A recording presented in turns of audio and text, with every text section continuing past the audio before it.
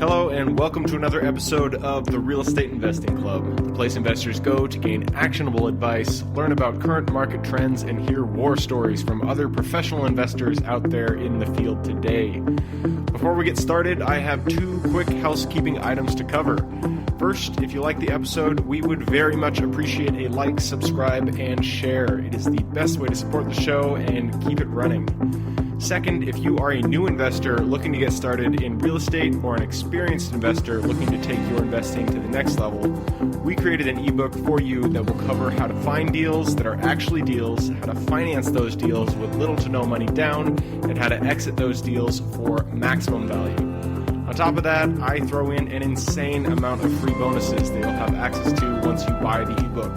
All we charge is our admin cost to keep the show running. So, if you're serious about real estate investing and want to create both active and passive income as an investor, head on over to the website at therealestateinvestingclub.com and click on the button that says Get the ebook to grab yourself a copy today. So with that said, let's dive right in. Today we have a very special guest with us, ready to drop some investor knowledge on you. So buckle up, grab your pen and paper, and enjoy the ride.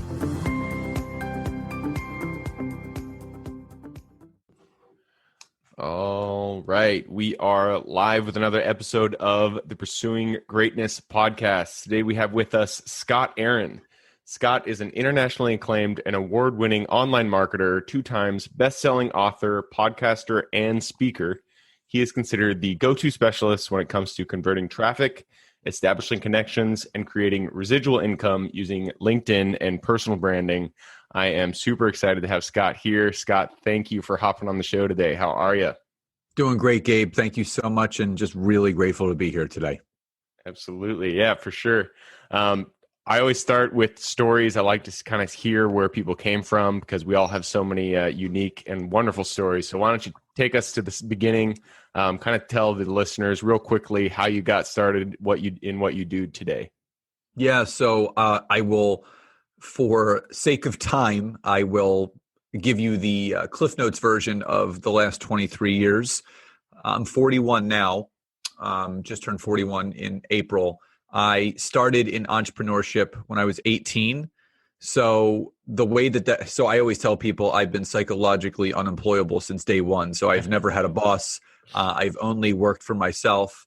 I did graduate from college. I went to college full time and was working full time. Oh, nice. So kind of balanced that. The way that I got into entrepreneurship and the family business that we ended up having for nearly 16 years was health clubs. I had two gyms in downtown Philadelphia, and I had one on the outskirts of Philadelphia. My father was the one that actually spearheaded the fitness movement within our family. Nice. But when I was 18, almost 19, with a prior company that he was working for, they ended up getting under investigation with the federal government for insurance fraud, which ended up landing my father in federal prison for 2.5 years.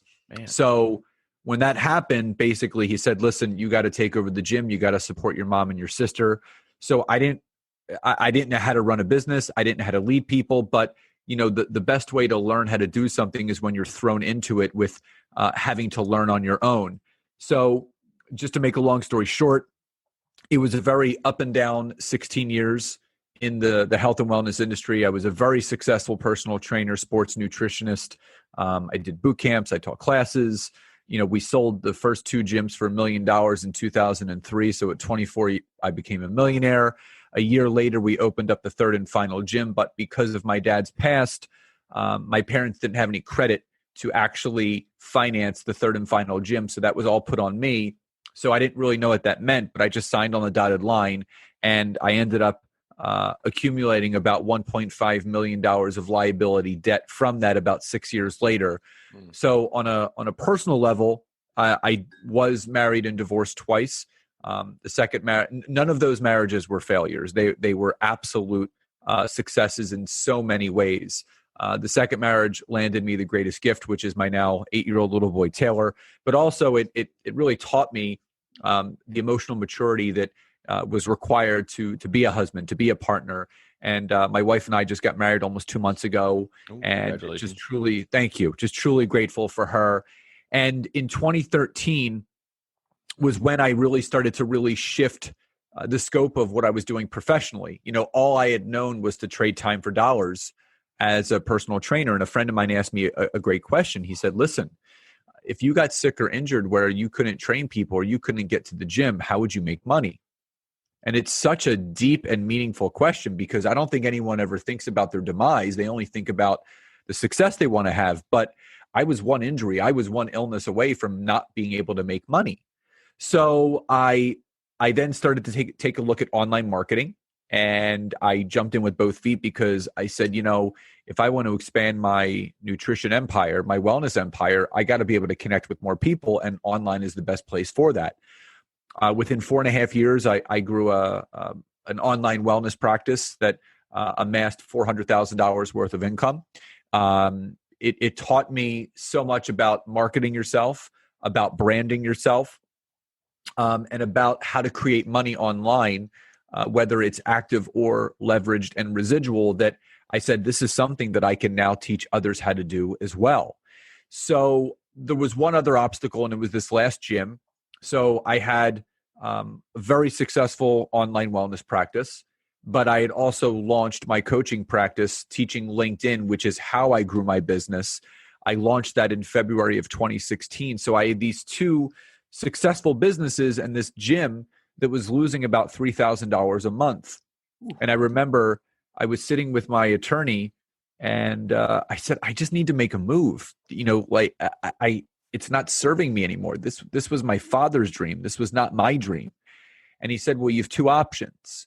He said, option A is you continue to funnel the profits that you're making from your two businesses into the one that's not, or you file for personal bankruptcy. And the reason why his suggestion was personal bankruptcy is because I had signed a document years earlier that had me the guarantor of the lease of the gym, which means no matter if that gym succeeds or fails, I was responsible for all the financial for the lease liability and whatever was owed to the lease. So whether it failed or succeeded, it didn't matter. I still had to pay it, and that was almost another $400,000 worth of debt. And it was a no-brainer. He said, you should absolutely file for Chapter 7. You have two successful businesses. This is not going to impact you. And he was right. So on July 1st of 2016, just about 4 years ago, I filed for personal bankruptcy, and I haven't looked back since. And so much has happened in the last 4 years. A marriage, a new house, 2 dream cars, just being present for my son and my wife, just so many wonderful things that one decision can truly change the outcome of your entire life. And the mission that I have now with everything that I teach, everything that I speak about in my books, everything that I speak about when I'm giving talks is all about those things. Your obstacles are the greatest lessons that you can learn, because those are the ones that catapult you to where you truly want to be. So that's basically the last 23 years in about 7 or 8 minutes.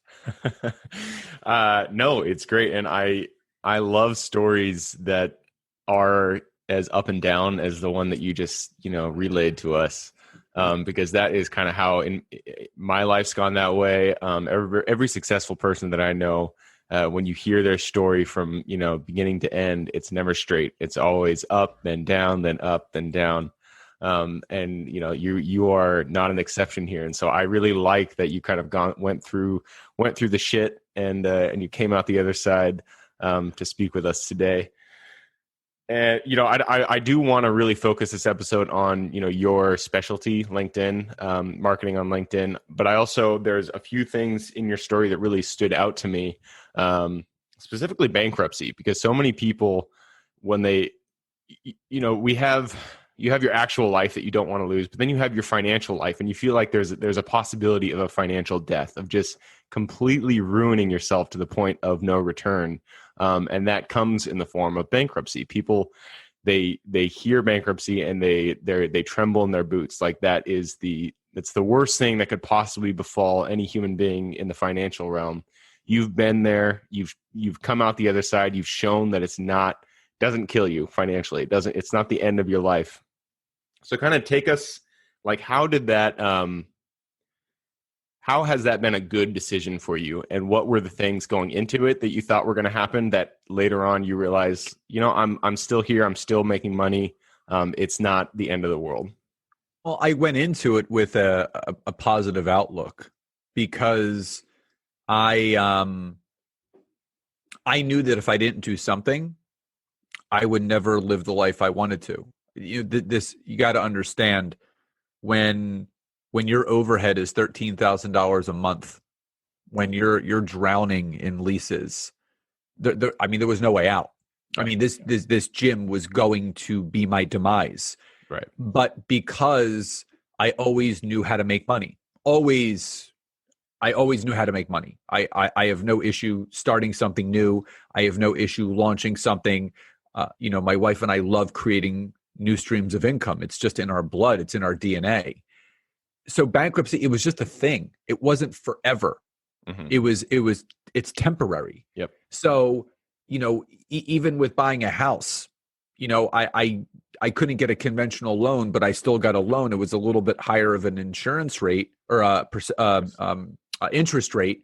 But come 4 years, which is October 15th of this year, which is, only about 2 weeks away, I can actually refi into a traditional 30-year mortgage, which will lower my interest rate by 3 to 4%. So it was temporary. Yeah. And even the bankruptcy itself, after 7 years, it's gone. It's done, which is 3 years away, which isn't it was 7 years. But think about everything that I've been able to do in the 4 years since. I bought a house. I've gotten car loans. I've gotten a credit card. There's been no issue. It's all what you make of it. So everyone puts this, there's a saying that says you haven't made it in business until you filed for bankruptcy at least once.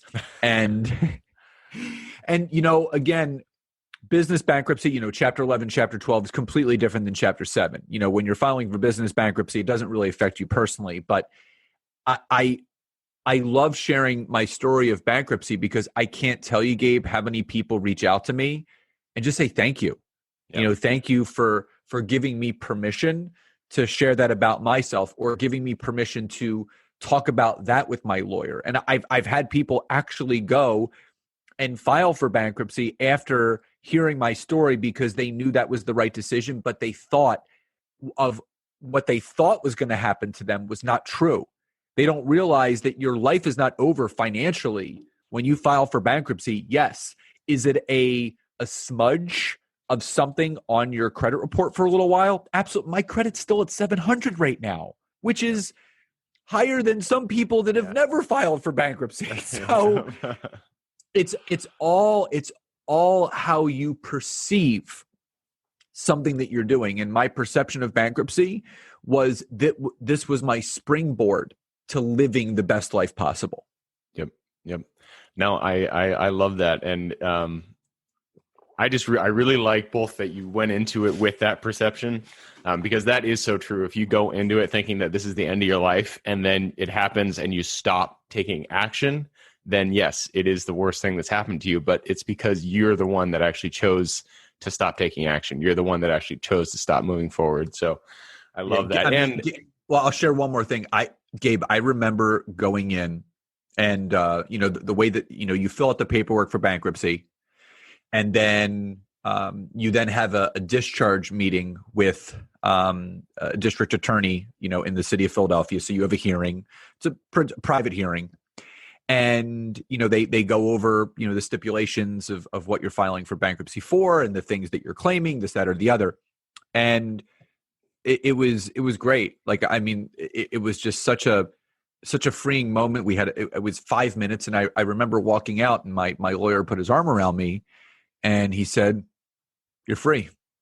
And it was such a weight that was lifted off of, just imagine carrying the burden, the financial burden of of these gyms for 16 years of my life. Yep. 16 Every years of day, my it's life. a thing that kind of hangs out in the back of your mind. Every day. So, literally from 1998, 18 years to 2016, that was it. That's all I knew. And the great thing is my father and I have become closer than ever because we're back to father and son. So, he was always my dad, right? But we were father and son from the time I was born till I was 18. And then from 18 until I was 36, 37, we were business partners. And I don't care what people say. When you go into business with your family, you do lose the family dynamic. You lose that personal connection to that person because it becomes all about business, because now your life is not just about being family. Your life is about making money to survive. And I can gladly and happily say that it was the best decision for the both of us to end these gyms, because now we're truly back to father and son again. I love that. And I have not gone into business with my family yet. Who knows? I'm in real estate, so it's a little bit different than, owning a daily business. But I love that you kind of conveyed that story, because, I know a lot of people who do go into business with their family or are considering it. And it changes the dynamic. And so it's good to hear that you guys kind of got that back once you once you exited that business dynamic. You were able to get the familial, father-son relationship back in business. Absolutely. Okay, so I really like your story, so thanks for sharing that. I do want to move us a little bit along, because to go into your LinkedIn. Before we do, something that popped into my mind. One other note on the bankruptcy side. For people listening and watching, Scott's story is not the only one. Bankruptcy does not end you. The one thing that I'd actually read a while ago was about the Property Brothers. I'm sorry, I'm taking this into a tangent here. One of the Property Brothers went into bankruptcy. And real estate I'm in real estate. It's the business that you need to have credit. Like, of all the businesses, real estate's the one you really do. You need it. And that guy's he's still kicking ass, still doing well. So don't fear bankruptcy. Don't carry that shame. If you need to do it, just do it. It's an option. It's there for a reason. It's there to help people. 100. It was created to help people, not to hurt people. Exactly. Perfect. So let's put that behind us. Let's go into the future, into where you are today, which is LinkedIn marketing. You've already mentioned you're kicking ass in online marketing. You've had a few businesses there, and now you're really trying to help people on the LinkedIn side. I've had a lot of background in digital marketing. I dabbled in LinkedIn, definitely not where you're at. So I'm excited to kind of hear your take on how to use LinkedIn to start or just grow an existing business to the next level. Yeah. Well, I'll go first. I'll start with the two things that you should never do on LinkedIn. Number one, you do not need to hire a marketing company to help you with LinkedIn. You don't. That ends up just hurting you in the end. LinkedIn is most beneficial to solopreneurs, entrepreneurs, multipreneurs, small businesses, corporations, when you have yourself or the person that's running the marketing or branding natively doing everything themselves. Everything that I teach people takes about 15 minutes a day. So the fact everyone lives in this outsourcing type mindset that if I pay someone else to do it for me, it's going to create more money. I can't tell you how many horror stories I've heard from people that have hired marketing companies that actually have gotten their LinkedIn accounts blocked because of the way that they went about things. So I'm not saying that's all marketing companies, but you do not need to pay a marketing company to learn how to leverage LinkedIn without having to spend a ton of time on it. The second thing you should never do on LinkedIn is use any automated software. So people usually will hire a marketing company or they'll hire some sort of software that likes and comments and sends messages and connections to people. That is also another quick way to getting your account blocked on LinkedIn. So those are the two biggest no-nos. Now, as far as leveraging LinkedIn, I usually go over something called the layer cake of LinkedIn. It's 4 basic layers to understanding LinkedIn and how it can greatly impact your business and your brand.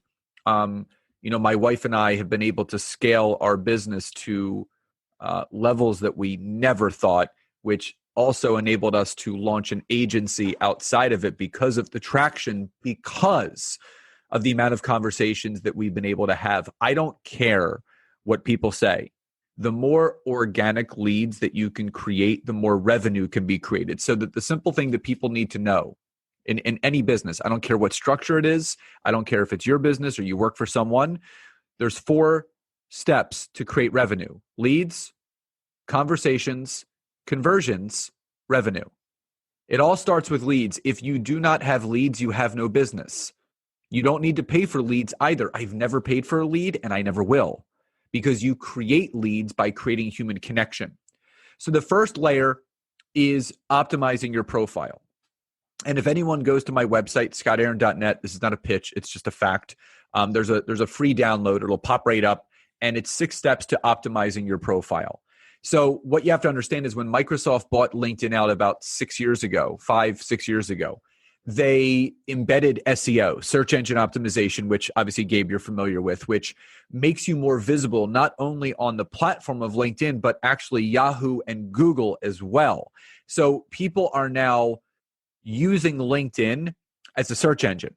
They're using it to look for people, whether they're in real estate or business coaching. So you need to make sure that fluttered throughout your entire profile, your headline, your About Me section, your experience section, your licenses and certifications, courses, all those things are related to the industry that you were and are in, of what people would be searching for. Because if you don't optimize your profile the right way, you are invisible and you will not have any conversations with anyone. So that's step 1. Step 2 is defining who your ideal avatar and customer is. So LinkedIn allows you 30,000 connections, 30,000 organic connections. So I've grown my network from about 500 to just about 28,000 in the last 3.5-4 years. Wow. So again, your net worth is in direct correlation to your network. So if you have a large network, you can create a large net worth. That's the simplest way to put it. Now, the question that I want the listeners to really think about is, on a piece of paper, write down the answer to this. Who is your ideal customer? Who is the person that's most likely going to buy your product, your service, your good? Who is that person? Whatever you're writing down on that piece of paper, not man or woman, write down the business title of that person. What industry are they a part of? Your network should be built around the people that are most likely going to buy from you or network with you, that have the most relatable connection without ever speaking to them before. You're always looking to connect with the mirror image of who you're looking to connect with. So when I was growing my online wellness practice, ideal people for me were other personal trainers, sports nutritionists, and gym owners that were looking to get into the online space like I did. So that was an easy conversation, because what I was doing, they wanted to do, but just didn't know how to do it. So then I started teaching them. So it's very simple. So you optimize your profile, you start building your network around the people that you'd have most relatable conversations with without knowing them. And then step 3 is messaging people. And this is typically where the wheels fall off. This is where literally, and Gabe, if you spent any time on LinkedIn, I'm sure you've been a victim of the 18 paragraph long drunkalogs that people send trying to pitch you and sell you, and click on this and watch this, schedule a call. They don't even just close that conversation. They don't even care who you are. Too many words to read, man. Exactly. It's all about relationship building. So the fact is that I created something called the magic formula, which is 3 steps to creating and crafting a message that gets a very, very high response rate. Step 1 is mentioning the person's name. So, if you're in real estate investing, obviously you're looking to connect with, commercial brokers, you're looking to connect with mortgage brokers. So, whoever you're looking to connect with, people that do rehab, fix and flips, real estate professionals. So if I was Gabe, basically I would go onto LinkedIn, and the first thing I would do, I would connect with people that were just like me, and I would send a message that sounds like this, hey Gabe, great to be connected to you. So you always mention the person's name and the fact that you're connected to them. The second step is I call lowering the drawbridge. So if people are familiar with a drawbridge, when it's up, it allows the boats to pass back and forth while the traffic waits on both sides. And then when the bridge lowers, obviously traffic can start flowing back and forth. So you need to lower that drawbridge so traffic can flow back and forth. So the second part of the message is doing just that. So I would say, I noticed that you also had a background in real estate, as do I. Would love to hear how things are going, share more about what I've been up to see how we can support each other here on LinkedIn. So I've done two things. Number one, I've lowered the drawbridge. So now Gabe's reading this message and he's like, oh, that makes sense. Scott's in real estate. I'm in real estate.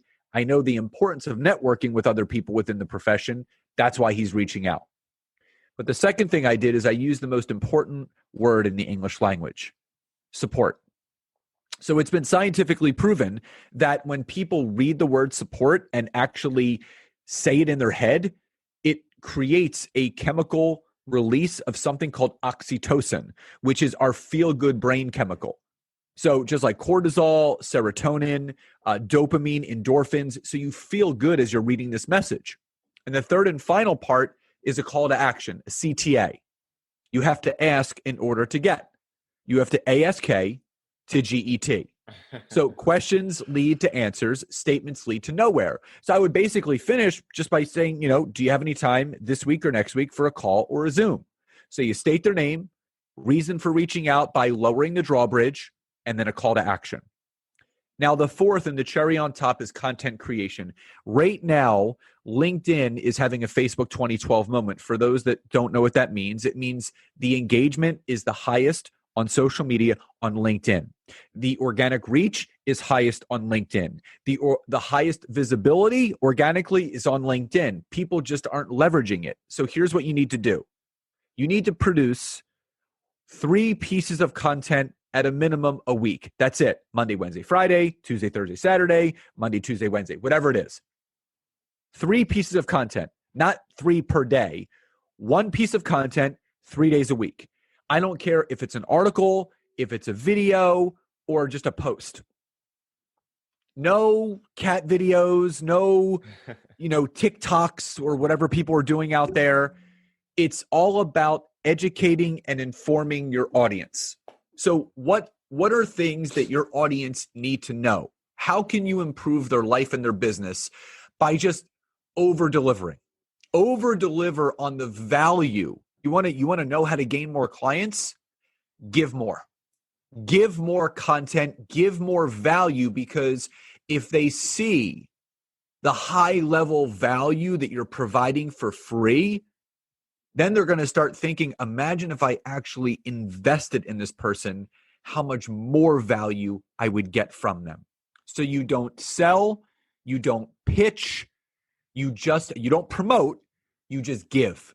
You educate, you inform, you put yourself out there. I call this the push-pull method. The push is you organically reaching out to people to see if they want to talk. The pull is providing such value-added content that you slowly start bringing people closer to you.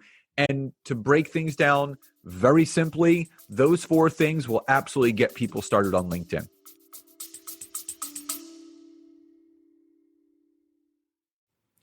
Before we continue on with today's guest, I want to tell you guys about a community I'm launching on School to help investors like yourself grow your own portfolio. In this community, you'll get access to all the docs I use, all the systems I've built, everything I've used to grow my own portfolio, as well as instructions and guidance on how to get out there and find great deals, how to finance those deals, and then how to manage them for great returns. Since we're just launching it, the price will be set at a measly $20 per month, and whatever price you join at is the price you'll have for life. We will be increasing the price as the group grows, so if you're at all interested in growing your portfolio along other investors, now is the time to join.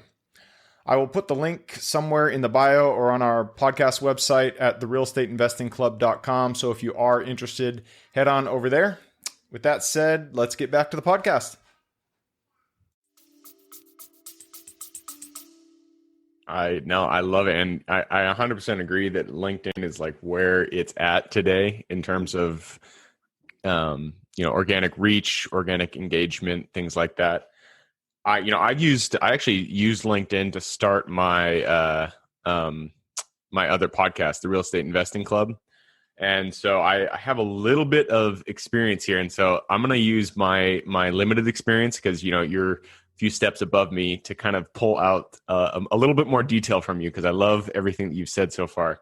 Thank you. And for people who are listening, who have maybe a small business or anything like that, LinkedIn really can grow your business. I've used it successfully, and I'm not a genius at it. This guy is. So first thing, I committed the what was it? The number one no that you said not to do. I used an automation software when I first got started. I did get banned, they banned me, and then I called them. I was like, I'm sorry, and they reinstated me. Yeah. But I didn't do it after that. But while they will do that. They will do that. I mean, I had a guy reach out to me. I did a training for a financial firm last week, and he goes, I fired the marketing firm that I was working with because they got me blocked on LinkedIn. I said, listen, just email customer service, explain to them what happened. And he emailed me the next day, and he goes, thank you so much. They quickly responded. They unfroze my account, and I'm allowed to access it again. So they're very, once they know that you've made a mistake by using software, they know that you'll never make that mistake again. Perfect.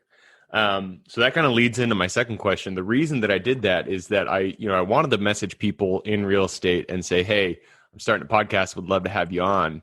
But I started finding that I couldn't message them until I was their friend, I think was the issue, or I was connected with them. So I was trying to figure out a way to not be on LinkedIn all day long, just clicking connect. And this is the solution. So what would you recommend someone do? They want to start reaching out to people. They don't have 10,000 connections. What is the first steps there? Well, the first step is, defining the avatar, but to, send connections out, not a crazy amount. Don't send 40, 50, 60 connections a day. That's one way to get blocked. Okay. Just pick a comfortable number for you, where you send connections out to people that, if you want to grow a real estate podcast, send a connection request to real estate professionals. You don't have to add a note. You can just hit connect.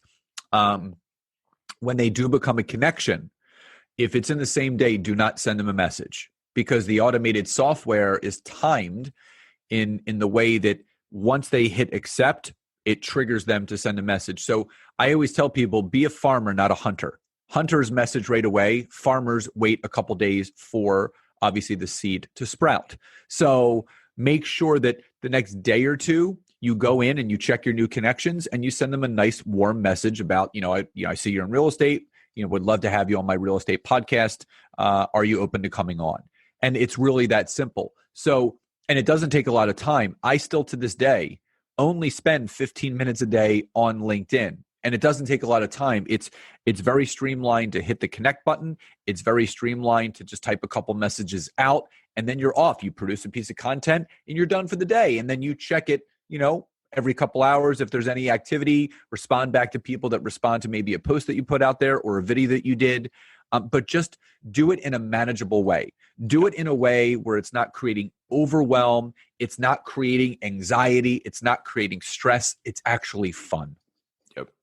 Yeah, and I like what kind of worked for me eventually was I kind of bookended, or I decided on times where I'm like, all right, I'll just do my goddamn social media, because I'm not inclined to do social media, but I know that you need to do it if you're in a business today. It's necessary, and if you don't have somebody that's on your team dedicated to that, you got to do it yourself. So I just started booking. I think it was like a half hour every day. Since then I've changed, but a half hour every day, just to kind of engage with everything that's gone on. So I just want to real quick go over the structure that you had. So you start out with creating your avatar, correct? You start out with your profile, making sure that it's optimized the right way. And I did release a new book earlier this month. It was the number one new release in 5 different categories. And my first bestseller was called The LinkedIn Book for Network Marketing. Teaching people how to network and market themselves on LinkedIn. The follow-up to that, which I just released, is called The Marketing Workbook for LinkedIn. So it's actually a physical workbook. He's getting. So this is the workbook. I mean, it's only 46 pages, but basically it goes through and it walks you through everything that you need to do. There's examples of, messages, connecting points, and I even left areas where you can actually fill in the blanks. So this is, to help get you started, write down some search examples of who the best people you should connect with. And there's areas where you can actually fill that in yourself. So it's called the marketing workbook for LinkedIn. It's on Amazon. You can get it on Kindle or paperback. It's so much better to get it on paperback because it's something that you can fill out and you can go back and take notes. And it's only 46 pages. So that will really help people get started. But obviously the profile, and then building that network of the right avatar. And then when you start connecting with the right people, then messaging them in a genuine way. And then as you're doing the connecting and messaging, then providing value added content to the people that you're bringing into your network. So it's a whole cycle and system that needs to be followed. Perfect. I love it. Well, hey, Scott, I just noticed we have flown through the time, so I got to push us into the end of the episode. But I really do appreciate everything you shared about LinkedIn. I know LinkedIn's helped me a bunch. It helped me launch my podcast. So people listening, LinkedIn really does work. And Scott's the master here. So go check out his book, check out his website. I will ask that question in a second. And so let's just get into it. I'm going to push us into the final round, which is the quick question round. And that starts with books. I'm a big fan of books. So I like to ask people their favorite book in two categories: one, general life wisdom, and one, the topic that you're discussing, which for you would be marketing or business. So give us those recommendations. Yeah. So more life, personal development, The Science of Getting Rich by Wallace D. Wattles. First money mindset book ever written in 1910. So any money mindset book that you have read since is based off of this book. So you do not need to read any of them anymore. Go back to the foundational blueprint for how to get rich. And that's living in a world of creation and collaboration instead of a world of competition and comparison. So all the books are following the lead of Wallace D. Wattles in that. That's a great book too. Yeah. I just did a training on it with an academy that I have. And then as far as in what industry and field I'm in, Go for No by Andrea Waltz and Richard Fenton, the original book, not the one for network marketing. Andrea has since become a good friend of mine. She's been on my podcast. We've had multiple calls offline. And it says yes is the destination, but no is how you're going to get there. So it teaches you that the higher of a failure quotient that you have, the more successful you're going to become. Because the more no's that you accrue, the more yeses start to show up. So instead of going for yes, you go for no. The more no's you have, the more yeses are waiting behind that door. So those are my two favorite books that I always live by. Perfect. I love it. Next question is about habits. Habits are the foundation of our life. So I like to ask people, if you could look at your life and kind of point to one habit that you feel has contributed the most to your success today, what would that be? Uber consistent. I am like an organizational freak. I am consistent with everything that I do every single day. My wife and I have a morning routine. We don't do business before 10 a.m. So we get up at 6 o'clock every morning. The first 4 hours of every single day is our time. And that's to, have a good morning, take the dogs for a walk, work out, have breakfast, have coffee, talk about what our goals are. So when you are consistent and organized with your day, you will have a consistent and organized business. Preach it, man. I love that. Next question is about how you recoup your energy. So where do you go? What do you do to kind of get into the Zen and rejuvenate yourself after expending energy? So number one, on a personal development side, I have a gratitude journal that I write in every single night before bed. I also do, Nancy and I, we do an abundance guided meditation every single night before we go to sleep. But structure wise, because I was a personal trainer, I got addicted to working a lot of hours because I was trading time for dollars. But I've realized that the less I've been working, the more money I've made. So I've had a goal of taking 6 months off day wise, 180 days off a year. So for me, I don't start my day till 10 a.m. and I don't do any business after 6 p.m. so we can have dinner together every single night.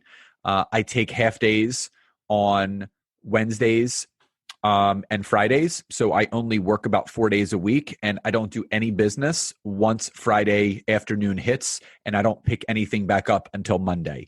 So that's that time away from business where I'm doing all the self-care stuff, the rejuvenation of having a whole weekend where I don't have to focus on what I need to do for business. I know that I can pick it up on Monday, has allowed me not only for the physical clarity, but the mental clarity as well to show up every single day ready to give it my all for my clients. I love that. I love that. It's amazing. We're in such our culture is very go, go, go. The more hours you put in, the more you're going to get out.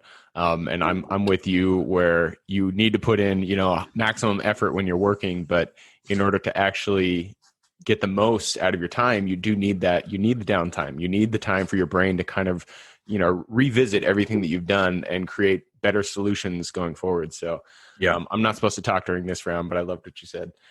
All right, going to the next question, and that is for your younger self. So if you could go back to the Scott who, say, was 18 years old, just getting started with his dad in business, and go to him, look him in the eye, grab his hand, and give him one piece of advice moving forward in life, what would that be? Your failures will always open the doors to your successes. Perfect. I love it. That is a great piece of advice, which leads us to the very last question in the quick question round. This one is about quotes. I'm a big quote fan, so I like to ask people, you may not know the entire quote verbatim, but just the gist of it is enough. So what is one quote that really rings true for you? Don't wait until you're gone for your legacy to be felt. Leave it while you're still living. I love that. That's great. And this is the actual final question, which is for the listeners. You've given us tons of great wisdom, both about life through your bankruptcy stories, into actually today where you're, kicking butt in LinkedIn, sharing that wisdom with us. So people want to reach out to you. If you could give, what is the best way for them to go about getting in contact with you? Yeah, my website, scottaaron.net. My calendar link is on there, but social media, I'm very omnipresent. I do free trainings all the time. On Facebook and LinkedIn, you can just search Scott Aaron. And if you are on IG, my handle is @ScottAaron LinkedIn, and would love to connect with you guys. Perfect. And that is SCOTTAARON.net. Correct. Yes. For people listening. Awesome. Scott, again, thank you for hopping on. I had a blast talking to you. So thanks for being here. For everybody who's with us here today, thank you guys for showing up. You're the reason we do this. Again, the best way to support the show is just to subscribe, like, and share this episode with your friends and family. Other than that, I hope you guys have an absolutely fantastic week, and I look forward to seeing you on the next episode.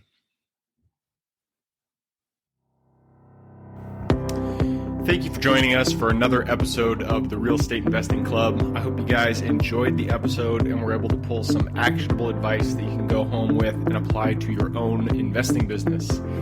Before you go, I have a gift for you. If you're a new investor looking to get started or an established investor looking to take your business to the next level, I've created an ebook just for you available on the website.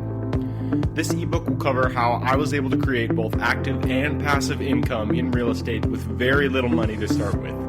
In it, I will address the 3 most often cited obstacles new and veteran investors run into by showing you how to find a deal that's actually a deal, how to finance that deal with little to no money down, and how to exit a deal for maximum value.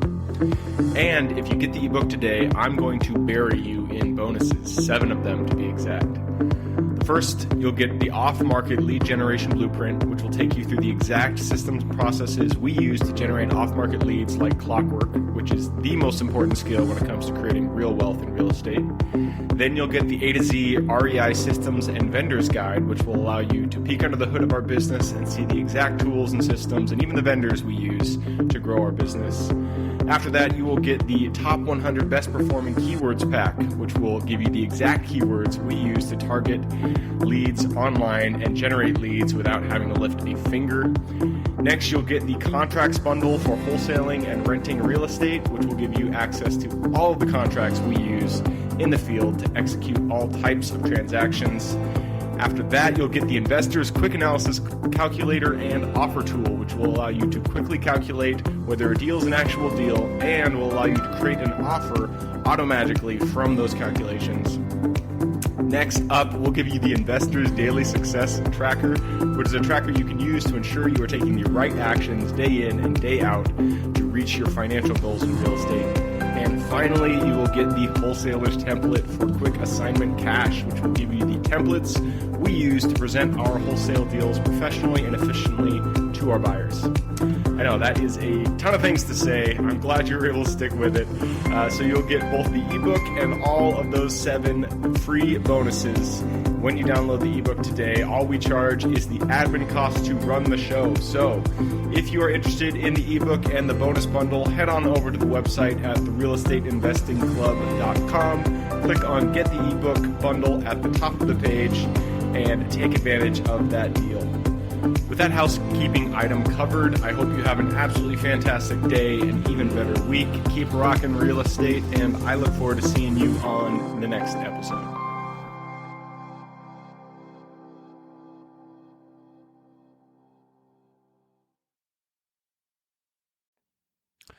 All right, before I officially sign off, I have a quick announcement to make. If you're interested in becoming a passive investor in one of my deals, my own company, Kaizen Properties, is looking for capital partners for our upcoming projects. We invest in what are known as recession-resistant assets, mainly self-storage facilities, mobile home and RV parks, and industrial properties. If you're interested in investing and would like to learn a little bit more about my company, our investing criteria, and some of the previous projects we've done, go to the Real Estate Investing Club podcast at therealestateinvestingclub.com and scroll all the way down to the bottom of the page. Click on the Invest With Us button. That'll pop up the investor form. Fill that out, and we will reach back out to you as soon as we can. Or if you prefer a little bit more of a personal touch, you can reach out to me at gabe@therealestateinvestingclub.com. So really, that is it. Again, it was a pleasure hanging out with you guys during this episode, and I look forward to seeing you on the next episode.